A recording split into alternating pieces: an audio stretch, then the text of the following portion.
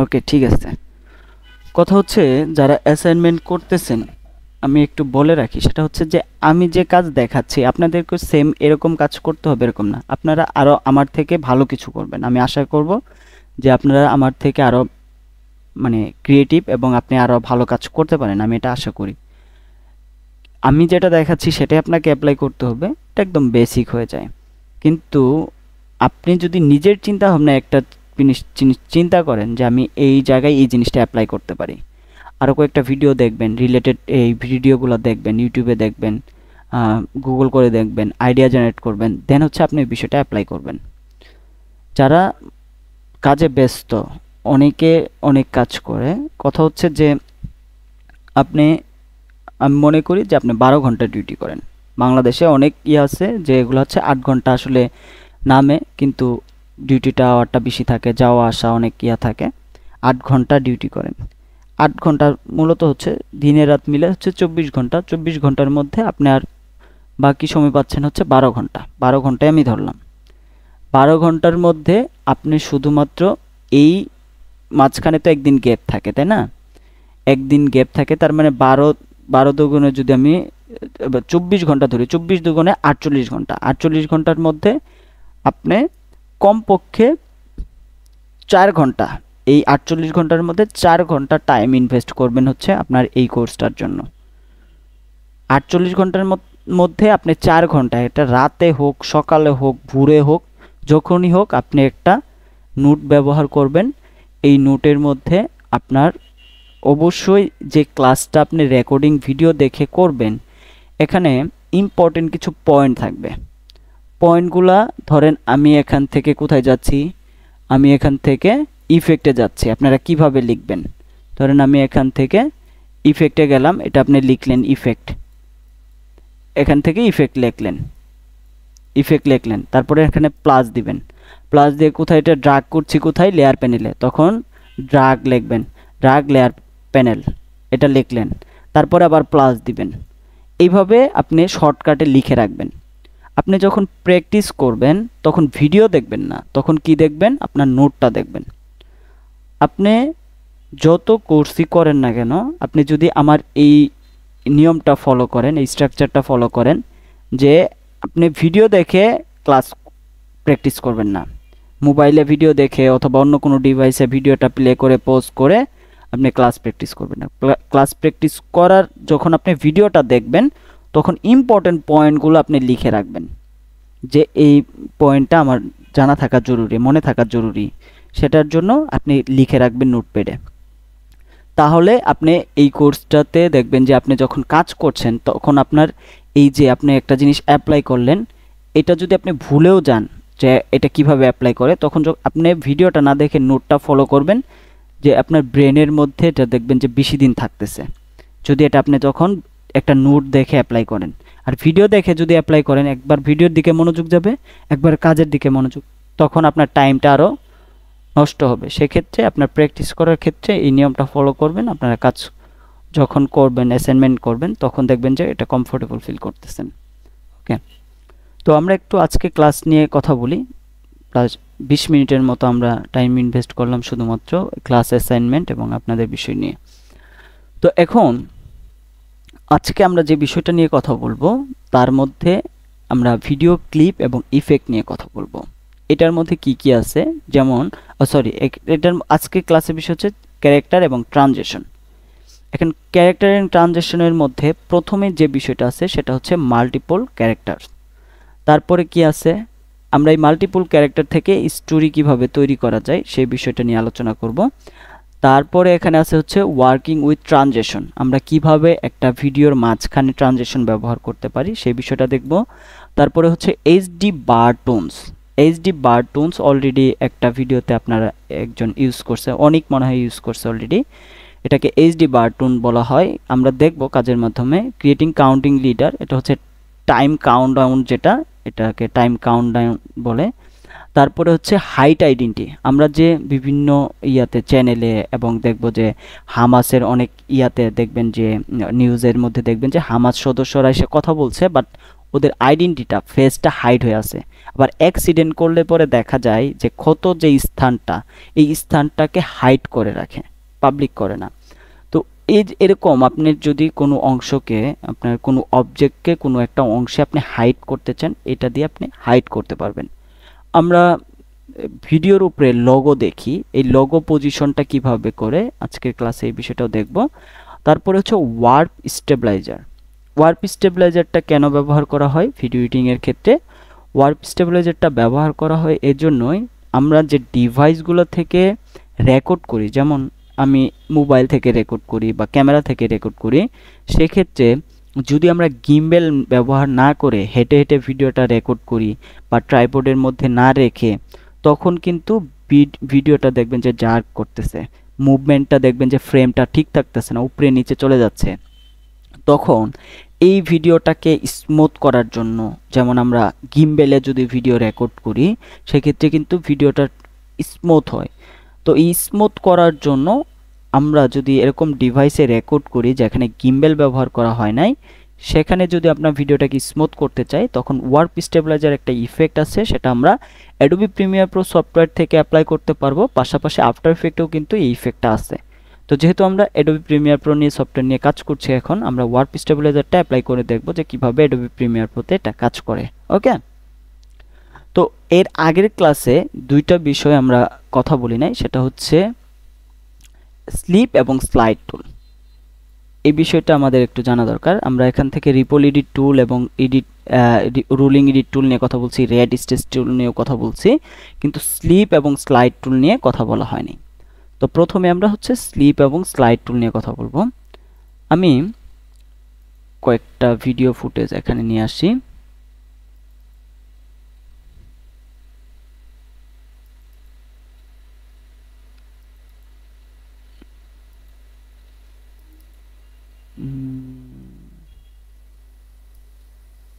ওকে,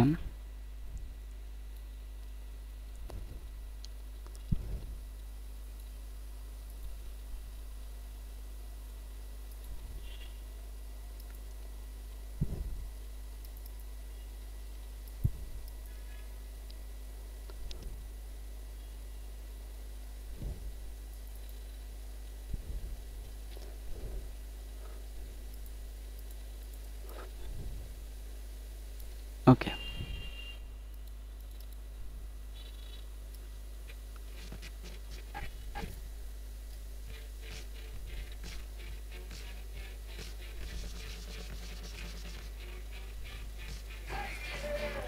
এগুলো হচ্ছে এই যে দেখেন ভিডিও এডিটররা কিভাবে তাদের ওয়ার্ক রিলগুলো তৈরি করে।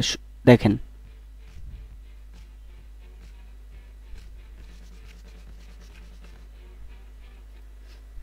এভাবে কিন্তু একটার পর একটা এভাবে তৈরি, মানে যে কাজগুলো আছে ভিডিও এডিটিং এর ক্ষেত্রে যে কাজগুলো করা হয়, এভাবে হচ্ছে তাদের গিগ বা ডেমো যে বা পোর্টফোলিওতে ব্যবহার করার জন্য বা রিল তৈরি করার জন্য এভাবে ওয়ার্ক রিলগুলো তৈরি করে। তো আমি এখানে এই ভিডিওটা নিচ্ছি, এই ভিডিওটা আমি এখানে এই পর্যন্ত নিলাম। প্রিমিয়ার প্রো আমার যে টাইমলাইন প্যানেলটা আছে এখানে নিলাম। দেন হচ্ছে আমি আরেকটা ভিডিও এখান থেকে, আমি এটা কত সেকেন্ড থেকে, 1 সেকেন্ড থেকে নেই। এখানে আই প্রেস করলাম,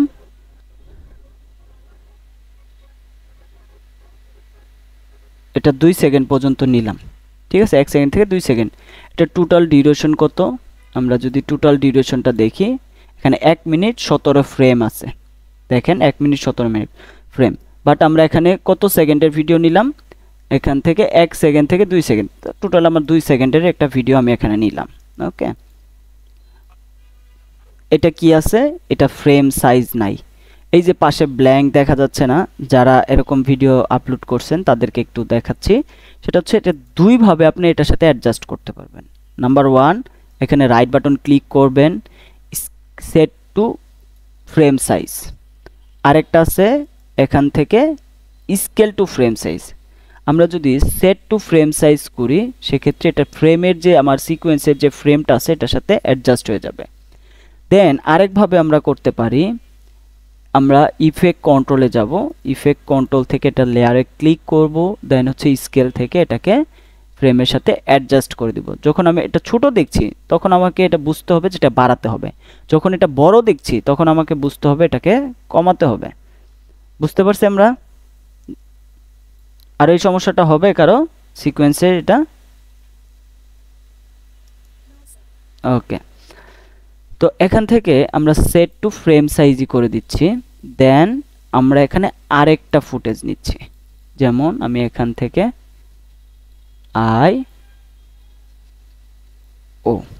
এই ভিডিওটা ডেমো দেখাইলে পরে বুঝতে পারবেন যে এই গ্রিন স্ক্রিন রিমুভ করে কি কি করা যায়। কাজের শেষে দেখাচ্ছি। এখান থেকেও আমি এটাকে রাইট বাটন ক্লিক করে সেট টু ফ্রেম সাইজ করে দিলাম। ওকে, আমার এখানে এই ভিডিওটার ডিউরেশন কত? এটা টোটাল ডিউরেশন ছিল হচ্ছে 1 মিনিট 18 ফ্রেম, তাই না? কিন্তু এখানে আমি হচ্ছে 2 সেকেন্ডের নিছি।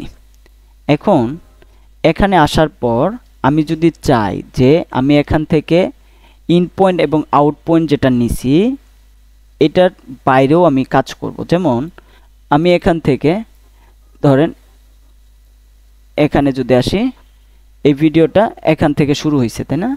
আমি যদি এখানে আসি, এই রুলান্দর এখান থেকে শুরু হয়েছে, বাট আমি যদি চাই যে না এখান থেকে শুরু হবে ভিডিওটা, এখান থেকে মেসির এখান থেকে শুরু হবে, তাহলে আমি কি করব? নরমালি যদি আমি এই স্লিপ এবং এই স্লিপ টুলটার ব্যবহার যদি না জানি তাহলে কি করব? এখান থেকে আবার আই প্রেস করে এখান থেকে আমি ভিডিওটা নিয়ে আসবো, তাই না? এখানে যদি আমি দেখি, এই যে দেখেন এই জায়গায় কিন্তু খালি হয়ে গেল আই প্রেস করার সাথে। এটাকে আবার আমাকে এখান থেকে এইটুকু অ্যাডজাস্ট করে দিতে হবে, বা এখানে আপনি ড্রাগ করে নিয়ে আসতে হবে ভিডিওটা, ওই জায়গা থেকে আপনাকে এটাকে ড্রাগ করে নিয়ে আসতে হবে। এই ভিডিওটা দেখাচ্ছিলাম, কোনটা? এটা এটা কোথায় ছিল? 1 সেকেন্ড থেকে এখান থেকে ছিল, তাই না? আমি যদি এটাকে নরমালি চাই যে না এখান থেকে আসবে, মেসির এখান থেকে আসবে, তাহলে কি করব? এখান থেকে ড্রাগ করে এটা নিয়ে আসলাম, এখানে নিয়ে এসে সামনে দিব। কিন্তু এই কাজটাই যদি আমরা স্লিপ টুল দিয়ে ব্যবহার করি, স্লিপ টুলটা আমি ক্লিক করলাম, এখানে কি আছে? এই রুলান্দার এখানে আছে, তাই না? আমি যদি এটাকে ড্রাগ করে ধরে এইভাবে টানি, দেখেন পাশে ফ্রেম দেখা যাচ্ছে, আমার কিন্তু ওই জায়গাতেই আছে, ভিডিওটা ওই জায়গাতে আছে। উপরে দেখেন 2টা ক্লিপ দেখা যাচ্ছে, এটা হচ্ছে আমার পাশের যে লেফট সাইডের যে ক্লিপটা উপরে কোনায় দেখা যাচ্ছে, উপরে কোনায় বলতে এই যে জায়গায় দেখতে পারবেন, এই জায়গায় একটা ফ্রেম দেখা যাচ্ছে, এই জায়গায় একটা ফ্রেম দেখা যাচ্ছে। এটা কোনটা? এটা হচ্ছে পাশেরটা, লেফট সাইডেরটা এই ক্লিপটা দেখা যাচ্ছে উপরে, আর এটা হচ্ছে রাইট সাইডের ক্লিপটা এখানে দেখা যাচ্ছে। আর এখানে কি দেখা যাচ্ছে? এখানে আমার কতটুক এটা যাচ্ছে, আমি যখন এটা ধরে টানছি তখন এটা আমার লাস্ট ফ্রেমটা কতটুক থাকছে। এই যে এই পাশে যেটা দেখবেন, এখানে যেটা দেখতেছেন এটা হচ্ছে আমার লাস্ট ফ্রেম এল, আর এটা হচ্ছে আমার এই ভিডিওর এখানে ফ্রেমের শুরুতে যে ফ্রেমটা থাকছে এটা হচ্ছে আমার ফার্স্ট ফ্রেম। বুঝতে পারছেন কথাটা? তার মানে আপনি স্লিপ টুল ব্যবহার করে এখানে কিন্তু আমার টোটাল ডিউরেশন ঠিক রাখতেছে, এখানে কোনো সমস্যা হচ্ছে না। আমার টোটাল ডিউরেশন ধরেন 4 সেকেন্ড 3 মিনিট এখানে কত আছে? প্রায় 44 সেকেন্ড। এইটুকু আমার ভিডিওর মেন। এখানে আমি যদি ও প্রেস করি তাহলে আমার এখানে সিকোয়েন্সের যে এরিয়াটা এটা চলে আসলো। আমার হচ্ছে এইটুকু হচ্ছে আমার সিকোয়েন্স এরিয়াটা, ভালো করে খেয়াল করবেন। এখানে এসে আমার যখন আমি স্লিপ টুলটা ব্যবহার করছি তখন কিন্তু আমি এইভাবেই, মানে এখানে যে ডিউরেশনটা আছে টোটাল ডিউরেশন, আমি এই টোটাল ডিউরেশন এখান থেকে চেঞ্জ করে দিতে পারতেছি। এই থেকে ক্লিপ থেকে আমি এটা চেঞ্জ করে সামনে যেতে পারতেছি। আপনার যেখানে ক্লিপটা দরকার স্টার্ট হওয়া সেখানে আপনি যেতে পারতেছেন, এবং ইনটা কোথায় রাখবেন সেটা আপনি এখান থেকে দেখে একটা টাইম দেখে এটাকে অ্যাডজাস্ট করতে পারছেন। এটা কি বুঝাতে পেরেছি আপনাদের? রেসপন্স করেন, না বুঝতে পারলে আবার বলেন। কই আবার দেখেন, বলি এই ক্লিপটা আমরা যখন এখান থেকে ইন পয়েন্ট এবং আউট পয়েন্ট নিলাম, হ্যাঁ, এটা এখানে কি শুয়ে আছে না, এইটুকু আমি নিলাম। আমি যখন এখান থেকে সিলেকশন টুল এটাকে কেটে দিই, এটাকে এখানে নিয়ে আসলাম, ইন পয়েন্ট এবং আউট পয়েন্ট এখানে দিয়ে দিছি। আমি চাচ্ছি যে এখানে এই রুলান্দর ভিডিওটা না থেকে এটাকে আমি এখানে ক্লিপটা চেঞ্জ করব। আমি এখানে আর এটাকে চেঞ্জ করব না, এখানে যে আবার চেঞ্জ করব না, আমি এখান থেকে এই যে স্লিপ টুল ব্যবহার করে এখান থেকে পাশে চলে যাব। এই যে দেখেন এটা পাশে চলে আসলো, মানে পাশের ক্লিপটা চলে আসলো, কিন্তু আমার ডিউরেশনটা ঠিক থাকলো এবং আমার যে মেইন সিকোয়েন্স ডিউরেশন এটাও ঠিক থাকলো। জাস্ট এখান থেকে ক্লিপের ভিতর থেকে আমি এটা সামনে যেতে পারতেছি, পেছনে আসতে পারতেছি। এখানে যে ডিউরেশনটা আছে, টোটাল যে আমার ক্লিপটা আছে, এই ক্লিপের আমি এইভাবে সামনে যেতে পারতেছি, পেছনে আসতে পারতেছি। বুঝতে পারছেন বিষয়টা? ওকে, এটা আমাদের অনেক কাজে লাগে, বিশেষ করে প্রোডাকশনে যখন আপনি কাজ করবেন, যখন অনেকগুলো ফুটেজ নিয়ে কাজ করবেন, তখন আপনার যে অডিওর যে আপনার ওয়েব আছে, এই ওয়েবের সাথে যখন আপনি ফুটেজগুলো মিলাতে যাবেন এবং আপনার সাউন্ড ডিজাইন নিয়ে কাজ করবেন, তখন এগুলো আপনার অনেক কাজে লাগবে। ওকে।